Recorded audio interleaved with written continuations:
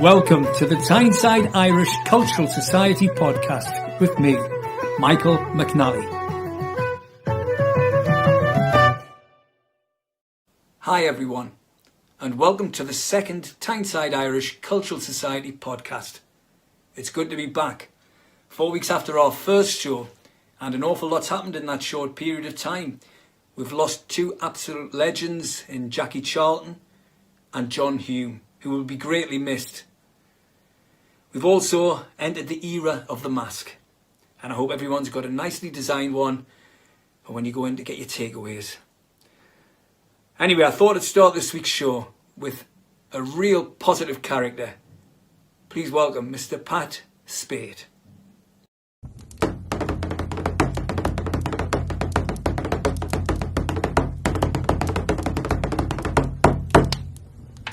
There's an island off the south coast of Ireland called Cape Clear Island. And there was a man living in that island one time. He was married. No, that wasn't his only problem. But living in the same house with him was his mother and father. And he was nagged from morning to night. He'd wake up in the morning and the wife would start nagging him first. She'd say, "Everybody in this island has children and we've no children. How come they all have children and we've no children?" On and on she went. He could take no more, of course. So he went into the next room for a bit of peace and quietness. Did he get it? He did a deal. There was his father. And the father started to nag him. "How is it," said the father, "everybody in this island has gold and silver. Everybody's rich and we're poor." On and on he went. Well, luckily they had 3 rooms in the house. So he went into the next room for a bit of peace and quietness. Did he get it? He did a deal. There was his mother, and she is blind as a bat. Oh, she said, "I can't see whether it's day or night, winter or summer." He said, "I can't see whether it's day or night, winter or summer. I can't see a spick." He said, "I can't see anything," as if it was his fault. No, 'twasn't. So when men get nagged like that, there's only one thing to do. Take a hike.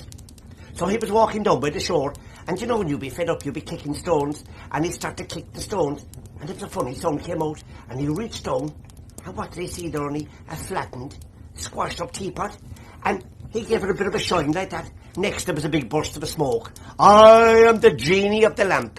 "Oh, thanks be to God," he said. "You're exactly what I wanted. I could badly do with 3 wishes."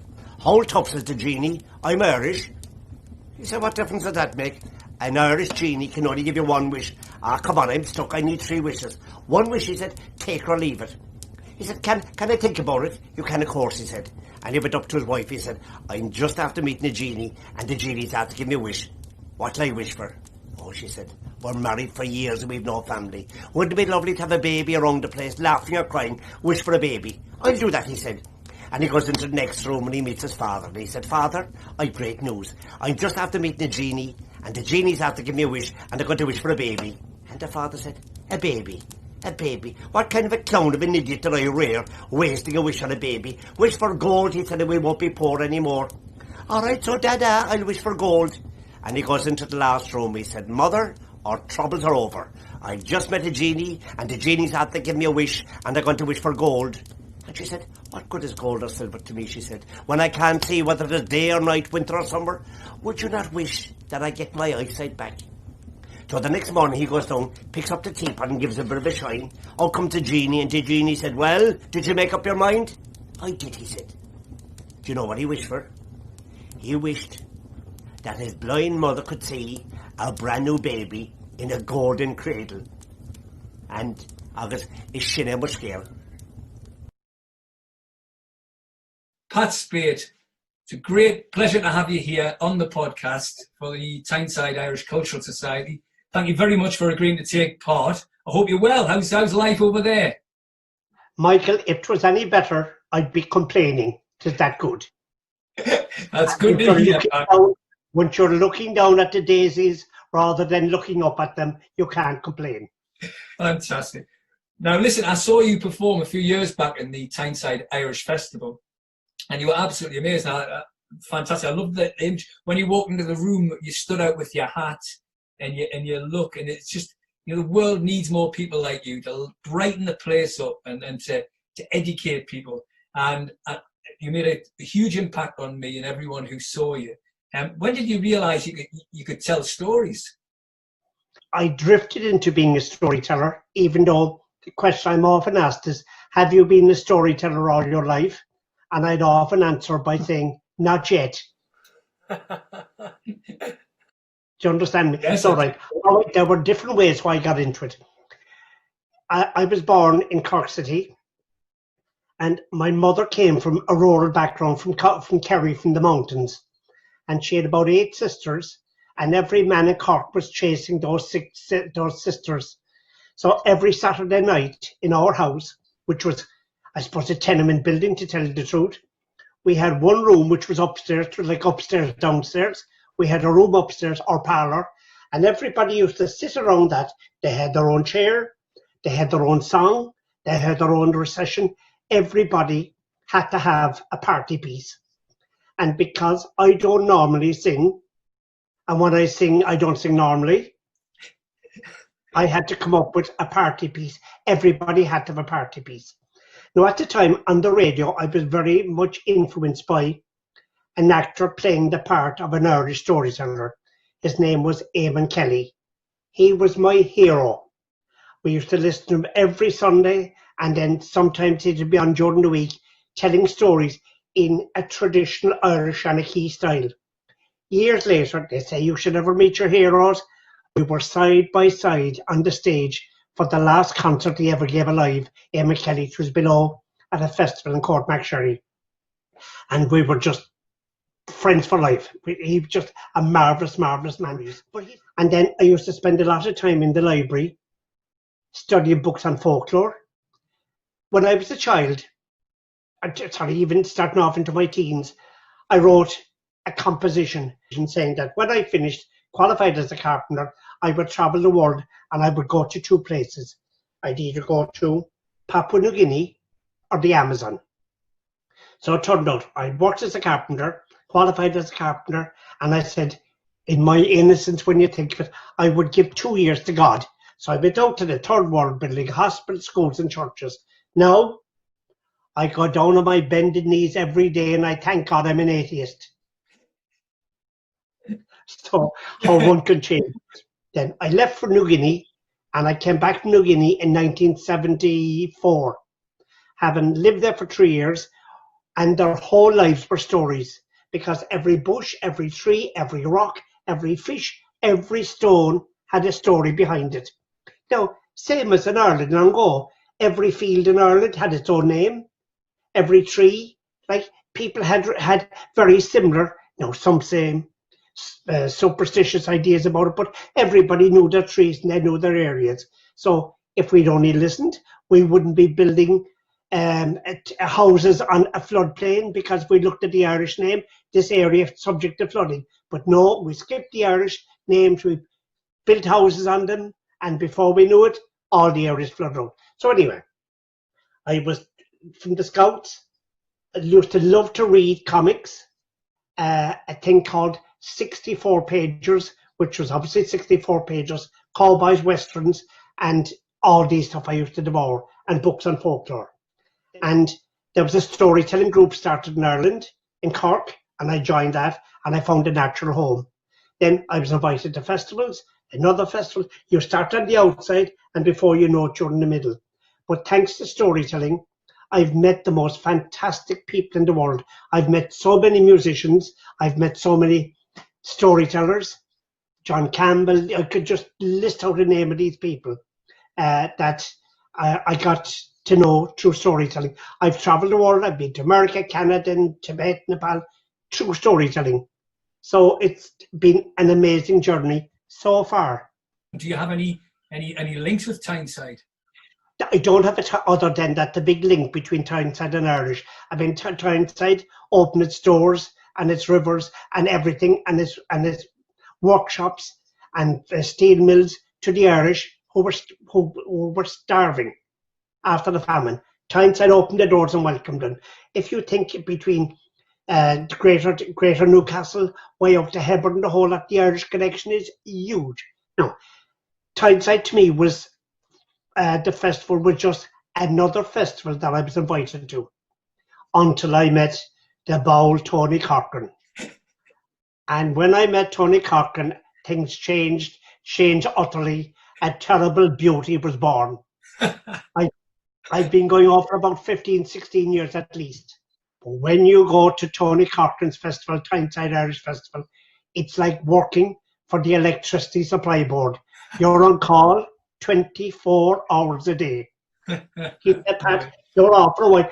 Look, what we'll do is we'll dash up to the convent and tell the nuns a couple of stories and I'll play a few tunes. I remember once we were visiting the local convent. Now, look how small the world is.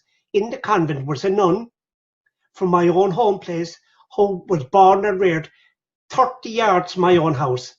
The Minan sister, I don't know what her name was, but she was sister of Minan to me, right? There she was inside in the convent. So we were there, and of course the Reverend Brother brought Tony and myself into the parlour, the beautiful ware, the sandwiches, tea, and a little glass of something for each of us. And she said, I'll be back to you in a minute. And she was gone for ages. Now, we didn't know what happened, but the fire alarm had gone off in the convent. Neither Tony nor myself heard it. We must have been talking and yapping. And then after a while, the fire brigade came in and found myself and Tony still drinking coffee, still drinking your little booster and eating sandwiches. They forgot all about us. I love it. So the nuns left you? The nuns left us. Anyway, between the jigs and reels, I've been going up to festivals. I found that I'd start off speaking very, very slowly, and gradually I would increase the speed until I could see that their ears were getting accustomed to my accent. Now, with storytelling, you can tell straight away whether you're doing it right or not, because kids will tell you. They'll go, boring, boring. You know what I mean? They'll be very, adults won't be honest. Adults will just stiff up a lip and just leave you go on. Where kids, either you have them or you haven't got them. Kids are about to leave secondary, right? I'd have one short story for them that I would give as a present. It was about this man in China who had a horse, and the horse ran away, stallion. All the neighbours came up and said, haven't you awful bad luck? And he says, good luck, bad luck. Who knows? A week later, the stallion came back with 15 mares, and all the neighbours came up and said, haven't you great good luck? And he said, good luck, bad luck. Who knows? 3 days after, his only son was training one of the horses, and he was thrown off the horse and he broke his leg. And all the neighbours came up and said, haven't you awful bad luck? And he said, good luck, bad luck. Who knows? 2 weeks after that, the local warlord came in and took all the able-bodied men away to a war that there was very little chance of anybody coming back alive from. And the only boy they couldn't take was the farmer's son with the broken leg. Good luck, bad luck. Who knows? And I'd stop there and I'd say, could anybody tell me what that story could possibly mean? And you'd get different ideas. And my idea, I'd say to them afterwards, well, look, I feel that it isn't what happens to you, it's how you handle it. So when things go upside down, Tríd Céile, just think, what was the storyteller from Ireland saying again? Good luck, bad luck. Maybe there's some good in this that I learned from. No, that's only a sample, because storytelling can be very powerful. But before it's powerful, it must be entertaining. The best teachers in the world, Jesus, Buddha, Muhammad, they all use storytelling to get their version of the truth across. And if they're not entertaining, you're wasting your time. If you were to give a tip to parents telling stories to the children who might not have your skills, what would be the tip that you would give them? Well, especially if you're reading stories. Try to pick out stories that you might enjoy telling yourself. An absolute honour and a pleasure to talk to you. I know you've already told us one little story. Do you have another little short one we could finish with? I'll be short. I tell you why, most people know me for storytelling. But I'll share some with you, Michael. I'm also famous for something else, for having the worst sense of direction you ever had in all your life. Because when I go to Tyneside, I have to be driven to schools and collected because I get lost. And I was doing a festival in Galway some years ago. I got completely and utterly lost. I knew where I was. But my feminine side must have been up very high that night, because I decided to pull the car in and ask for directions. I saw a farmer in a field. Well, I presume he was a farmer anyway, because he'd loads of pigs around him. And I asked him for directions. Well, the man couldn't be more helpful. He gave me a map, a sketch, directions, and thanked me. And I was just going back to the car when out of the corner of my eye didn't I spot hadn't one of his pigs a wooden leg. And I said, I never saw a pig with a wooden leg. I had to ask him. I said, so he said, that pig with the wooden leg, how did he get the wooden leg? Wait till I tell you about that pig, he said. Do you see the barn over there? Big high barn, you couldn't miss it. Well, he said, I was working on the roof of that barn one day, he said, and 'twas wet and 'twas slippery. And I started to slide off the roof. And you know what that pig did?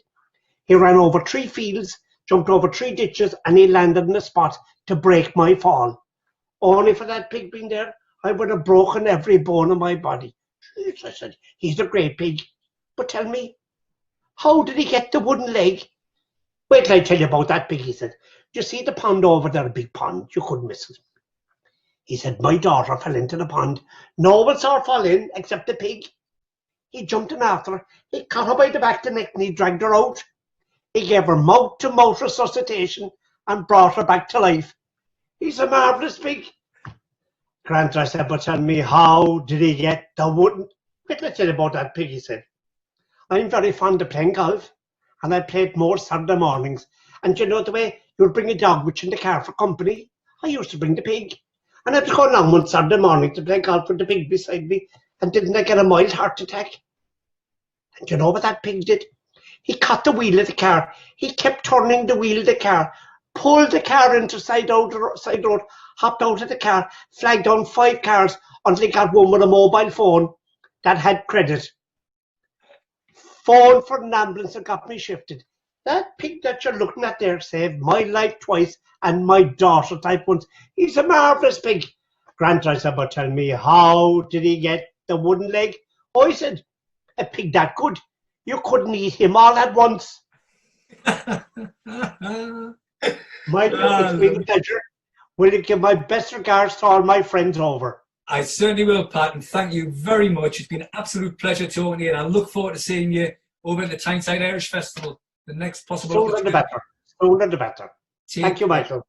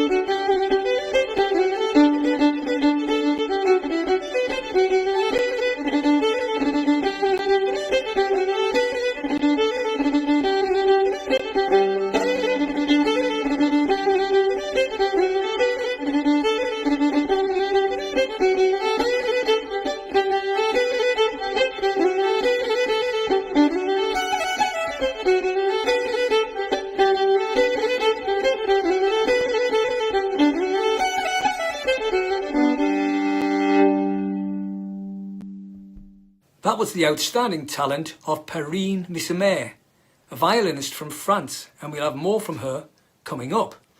Now, if you're not already aware of the Irish Community News, I suggest you check it out. It's a magazine which has been put out on a monthly basis since the beginning of lockdown.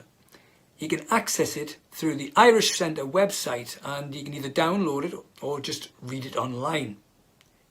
Right, time for the chat I had with the lovely Perrine Missimer. She's in France, I'm in heaven. Isn't it incredible, technology? Can you tell me a little bit about your musical career? Where did you begin? When I begin, so I started violin at an early age, at 4, motivated by my parents because all my brothers and sisters learned an instrument. And I was very serious about classical studies, 17 years old. I knew I would love to be professional violinist because I was passionate about violin sound as a whole. And I started to live from my music at the age of 19 by first giving lessons and playing in pubs in Lyon, and quickly touring with bands and classical orchestras. You play a whole range of styles from classical to jazz and, yes. and Irish traditional. How did you get into playing Irish traditional music? I always wanted to go off the beaten tracks of classical music, classical studies. And each summer I followed master classes with classical violin teachers, and I discovered Irish music thanks to my teacher's friend who led the Irish workshop for us. And I felt in love with fiddling. It was like a game for me, like a break in my practice routine. At 17, I was traveling in Virginia, in the US. And I was with a youth orchestra, and I was hosted by a family of musicians. And after rehearsals, we were playing bluegrass and Irish tunes. And I felt like I was at home, and I would have dreamed of growing in a family like this, a musician's family.